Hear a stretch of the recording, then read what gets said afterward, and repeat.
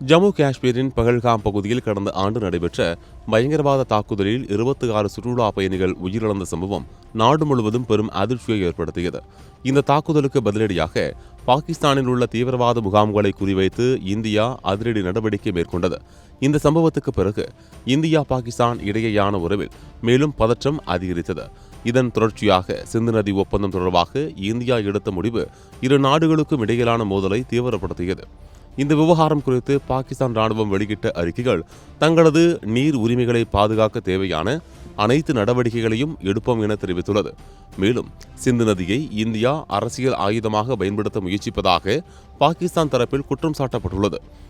இதற்கிடையில் பாகிஸ்தான் மக்கள் கட்சியின் தலைவர் பிலாவல் பூட்டே சர்தாரி சிந்து நதி விவகாரத்தில் எந்தவித சமரசமும் செய்ய போவதில்லை என்றும் தேவையானால் போருக்கு தயாராக இருப்போம் என்றும் எச்சரிக்கை விடுத்துள்ளார். பாகிஸ்தான் மீண்டும் மோதலை தொடங்கினால் இந்த முறை எழுந்திருக்க முடியாத வகையில் அடிப்போம் என இந்திய தரப்பிலும் ஏற்கனவே எச்சரிக்கை விடுக்கப்பட்டுள்ளது. இந்த பதற்றமான சூழ்நிலையில் பாகிஸ்தான் பிரதமர் ஷெபாஸ் ஷெரீப் கத்தார் நாட்டின் அமீரான Sheikh Tamim bin Hamad Al தானியுடன் தொலைபேசி மூலம் ஆலோசனை நடத்தினார்.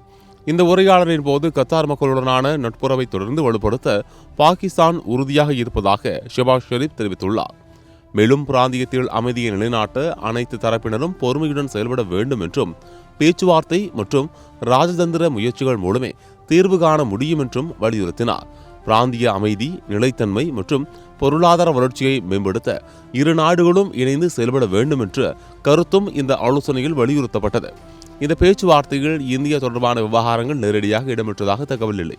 இருப்பினும் எதிர்காலத்தில் ஏற்படக்கூடிய பதற்றமான சூழ்நிலைகளில் அரபு நாடுகளில் ஆதரவை பெறும் நோக்கில் பாகிஸ்தான் தற்போது முதல் ராஜதந்திர முயற்சிகளை மேற்கொண்டு வருவதாக அரசியல் வட்டாரங்களில் கருத்துக்கள் வெளியாகியுள்ளன.